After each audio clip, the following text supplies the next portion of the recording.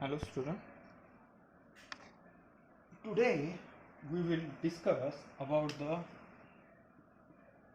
Werner's theory of coordination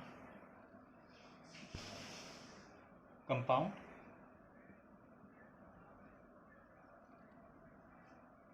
ही जी theory आहे ही 1893 मध्ये अल्फ्रेड वेर्नेस नावाचा स्विस केमिस्ट होता. याने ही थिअरी मांडली आहे. खूप सिंपल थिअरी आहे आणि हीच पहिली थिअरी आहे ज्याने सर्वात फर्स्ट कोऑर्डिनेशन कंपाऊंड बद्दल इन्फॉर्मेशन, सर्व डिटेल इन्फॉर्मेशन ही काय केली आहे, एक्सप्लेन केली आहे. ओके, याचे जे काही पोस्ट्युलेट्स आहेत ते इथे लिहितो मी.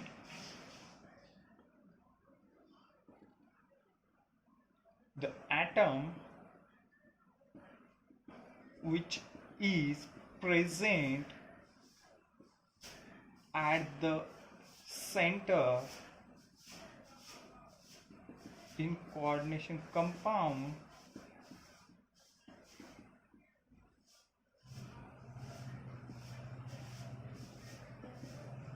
that is metallic or metal atom. जो सेंटरला कुठल्याही कोऑर्डिनेशन कंपाऊंडच्या सेंटरला जो काही ॲटम असेल तो मेटलच असेल. इन कोऑर्डिनेशन कंपाऊंड और डायरेक्ट लिहू आपण इथे second postulate. The metal atoms exhibit two type of valency.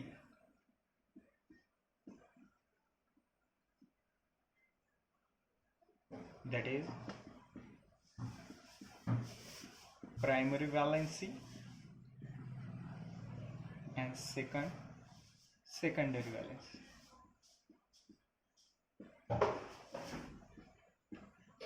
Primary valency and secondary वॅलेन्सी.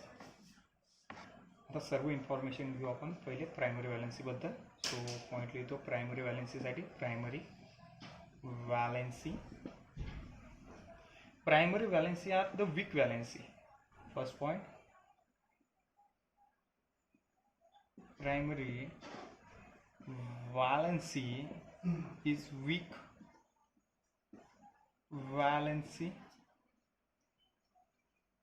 Second point,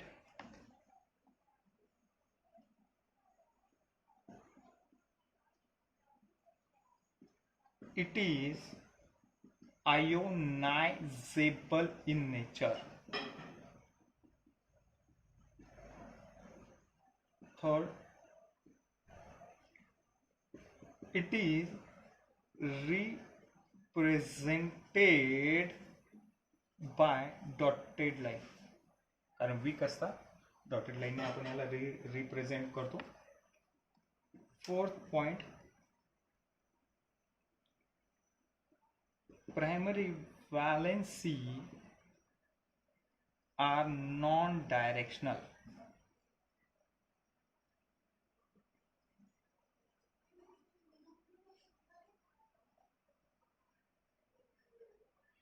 Fifth point, the geometry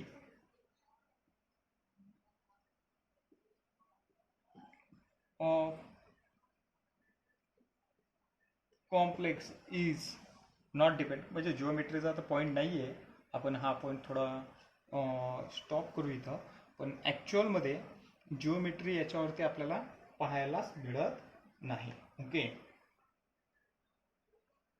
इथे एक न्यू पॉईंट हवं आपण ॲक्च्युअली एक्सप्लेन केला आहे. Primary valency are form on the basis of charge of CMI or किंवा coordination sphere.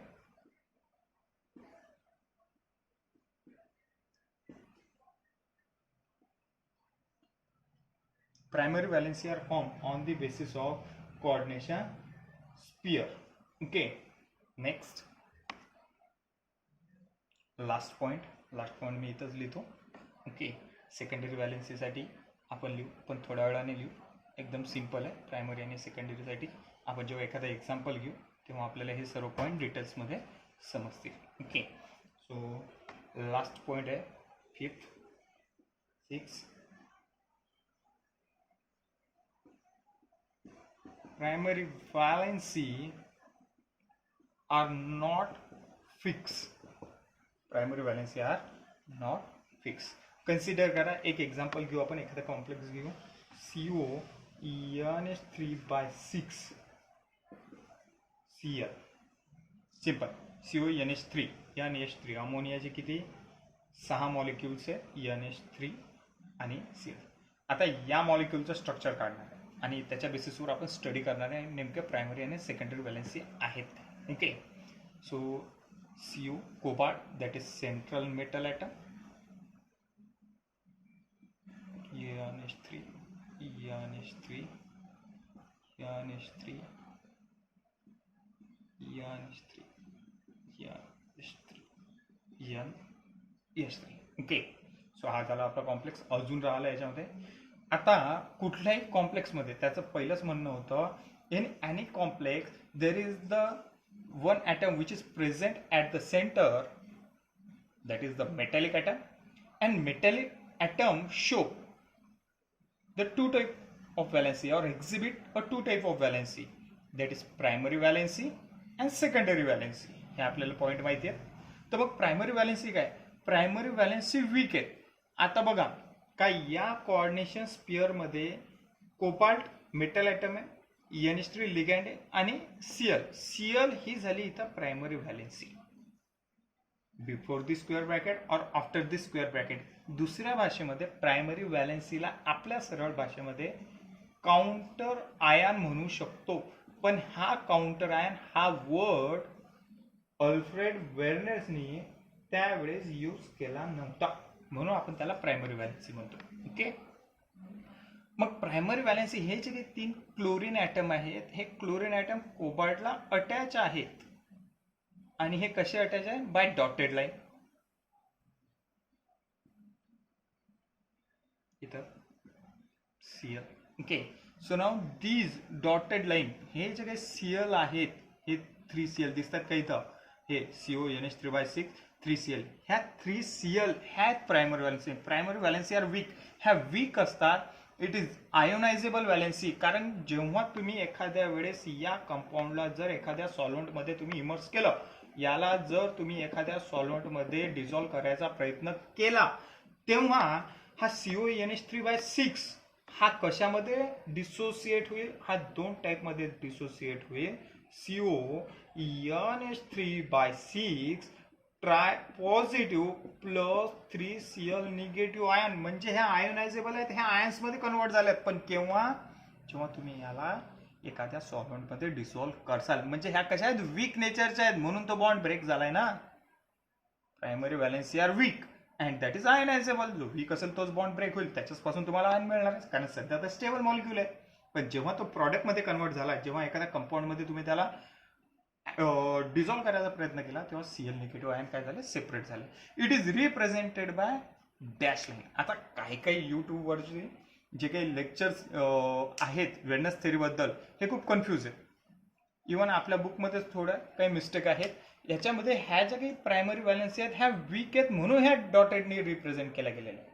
Okay, कारण secondary valency या straight लाईनने रिप्रेझेंट केल्या. सेकंडरी व्हॅलेन्सी बद्दल पण देणार आहे मी point. Primary valency weak, it is ionisable and it is represented by dotted line. Primary valency are non directional. बघा आता हा जो कॉम्प्लेक्स आहे ते इथं Cl ABC असा रिप्रेझेंट आहे. ओके, पण केव्हा केव्हा हा जो काही ClC आहे हा या डायरेक्शनला असू शकतो. आलं लक्षात? म्हणजे याचं फिक्स डायरेक्शन नाही की बाबा हा याच डायरेक्शनला, म्हणून primary valency are non directional. Primary valency are form on the basis of a charge of coordination sphere. आता कोऑर्डिनेशन स्पियरवरती ट्राय पॉझिटिव्ह चार्ज आहे, त्याला न्यूट्रल करायचं आहे, म्हणून तिथं 3 निगेटिव्ह चार्ज आलाय. आणि त्या कोण आहे सीएल, म्हणजेच ते आपला प्रायमरी व्हॅलेन्सी आहे. समजून राहिलं? So now that is primary valency. ह्या चार्जवर पण डिपेंड करत सेंट्रल मेटल आयटमच्या. Primary valency are not fix. आता काही काही कॉम्प्लेक्समध्ये काय असतं, CO NH3/6 आणि इथं ट्वाईस सीएल असतं. म्हणजे या फिक्स नाहीत की बघ 3च असतील, चार्ज असतील, पण नॉर्मली जेव्हा कोऑर्डिनेशन स्पेअरचा जेवढा चार्ज असतो ना तेवढाच काय असतात त्या प्रायमरी व्हॅलेन्सी असतात. ओके, समजलं इथपर्यंत? नेक्स्ट पॉइंट, आता secondary valency. Okay, secondary valency simple, हे झालं आपला प्रायमरी व्हॅलेन्सीचा. सेकंडरी व्हॅलेन्सी बद्दल घेऊ. Secondary valency are strong. Simple, याच्याच अपोजिट चालायचं, प्रत्येक पॉईंट याच्या opposite. It is non ionisable. Secondary valency are non ionisable. Primary valency ionisable and secondary valency non-ionizable. It is represented by straight line. Secondary valency are directional in nature. Primary non-directional, तो है directional. Secondary valency are formed on the basis, means इथं secondary valency that is available असतात. आता जास्त डिटेलमध्ये जर गेलं तर number of orbital will be there, पण सेकंडरी व्हॅलेन्सी आहे असतात एका जेवढे लिगँड्स तिथे येऊ शकतात. जसं इथं कोबाल्टच्या सराउंडिंगला 6 लिगँड आहेत. ओके, म्हणजे हा 6 कोऑर्डिनेट बॉन्ड फॉर्म करू शकतो, तेवढा सेकंडरी व्हॅलेन्सी असतात. ओके, आता हा पॉईंट थोडा आपण सध्या स्टॉप करू, कारण आपल्याला माहित आहे प्रत्येकाची कॅपॅसिटी वेगवेगळी असते. ओके, या 4 बेसिसवर नसतात. Next, secondary valency are fix. Secondary valency are fix. आता जसं एक एक्झाम्पल घेऊ आपण. ओके, या एक्झाम्पलमध्ये बघा, सेकंडरी व्हॅलेन्सी बद्दल आपण पॉईंट घेणार आहे. कन्सिडर करा, दॅट इज कोबाल्ट आणि NH3. पहिलं जे एक्झाम्पल आहे त्या एक्झाम्पलला आपण स्टडी करतोय.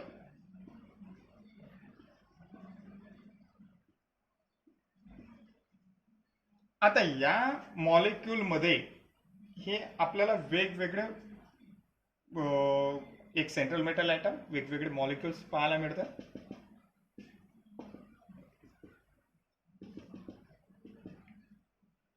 आता सेकंडरी व्हॅलेन्सी आर स्ट्रॉंग. आपण आता ह्या प्रायमरी व्हॅलेन्सी इरेज करू. इथं मी काढल्या होत्या पण पुन्हा इरेज करणार आहे, कारण तुम्हाला एक पर्टिक्युलर मॉलिक्यूल दिसला पाहिजे. Secondary valency are strong. ह्या ज्या काही व्हॅलेन्सी आहेत, हे जे काही लिगँड आहेत, हे जे काही अमोनिया आहेत, या अमोनियाला त्यांनी म्हटलं secondary valency. Secondary valency are strong. The bond between central metal atom and ammonia हा खूपच स्ट्रॉंग आहे, कारण हा कुठला बॉन्ड आहे? हा आहे कोऑर्डिनेट बॉन्ड. आता why it is a strong valency. आता आपण एक मगाशी तुम्हाला एक रिॲक्शन सांगितली का बा, हा जेव्हा मॉलिक्यूल मी एखाद्या सॉल्व्हंटमध्ये डिसोसिएट केला, एक बिकर घेतला, त्याच्यामध्ये XYZ मी सॉल्व्हंट घेतलाय आणि त्याच्यामध्ये हा मॉलिक्यूल काय केला, मी ऍड केला, तेव्हा हा मॉलिक्यूल कशामध्ये ब्रेक झाला? हा मॉलिक्यूल झाला माझा CONH3/6 try positive plus 3Cl negative. समजलं? म्हणजे प्रायमरी व्हॅलेन्सी तिथून निघून गेल्या, पण ह्या सेकंडरी व्हॅलेन्सी निघाल्या का बरं नाही निघाल्या? कारण सेकंडरी व्हॅलेन्सी हा अमोनिया आणि कोबाल्ट याच्यामधला बॉन्ड कसा आहे? स्ट्रॉंग आहे. तो ब्रेक झाला का? नाही, म्हणून that is a strong valency. Secondary valency are strong. The bond between secondary valency and central metal atom that is a stronger bond. So that is a strong valency. It is non ionisable, कारण त्या decompose म्हणजे त्या dissolve झाल्याच नाही, त्या separate झाल्याच नाही, म्हणून त्यांनी आयन्स दिलेलेच नाही. समजलंय का? So now that is non ionisable nature. It is represented by straight line. बघा, सेंट्रल मेटल आयटम मध्ये आणि NC मध्ये मी एक स्ट्रेट बॉन्ड दाखवलाय, दॅट इज एक स्ट्रेट लाईन दाखवली आहे. It is represented by straight line.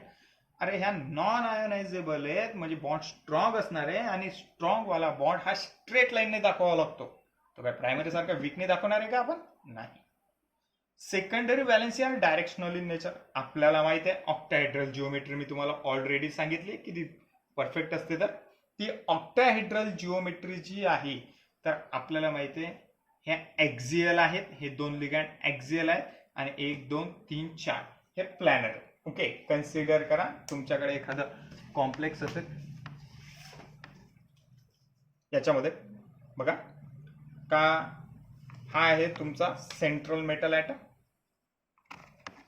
आणि हा सेंट्रल मेटल ॲटम इथं एक अमोनिया, इथं एक अमोनिया, इथं एक अमोनिया आणि इथं एक अमोनिया. ओके, सो 1 2 3 4 हे चारही अमोनिया प्लॅनर, एक अबोव द प्लेन अँड एक बिलो द प्लेन. ओके, म्हणजे ही काय झाली तुमची ऑक्टाहेड्रल जिओमेट्री, एक अबोव द प्लेन आणि एक बिलो द प्लेन. म्हणजे यांचं एक डायरेक्शन आहे का बा हे चार प्लेनमध्ये, आणि एक बिलो द प्लेन आणि एक अबोव द प्लेन, म्हणजे ह्या ॲक्झियल नेचरच्या. ओके, सो त्या तऱ्हेनं आपण यांचं डायरेक्शन सांगू शकतो. आणि ही आहे तुमची वेलनेस थेरी. याच्यासाठी आपण एक आणखी कॉम्प्लेक्स घेऊ का वेलनेस थेरी कशी एक्सप्लेन करायची, तर त्याच्यासाठी आणखी एखादा कॉम्प्लेक्स घेणार आहे आपण. कन्सिडर करा तुमच्याकडे पीटी एखादा सिंपल K4 FeCN/6 हा एक कॉम्प्लेक्स आहे. तर याच्यामध्ये अल्फ्रेड वेर्नरचं असं म्हणणं होतं that is our primary valency. Okay, consider करा इथं Fe काढलाय आपण. Okay, octahedral geometry that is CN सायनाइडचे ligand आहे तिथं, आणि एका बाजूला ह्या primary valency simple. Okay, so now potassium and potassium, these are the primary valency and secondary valency. आता आपण एक्सप्लेन करू शकतो. Thank you very much.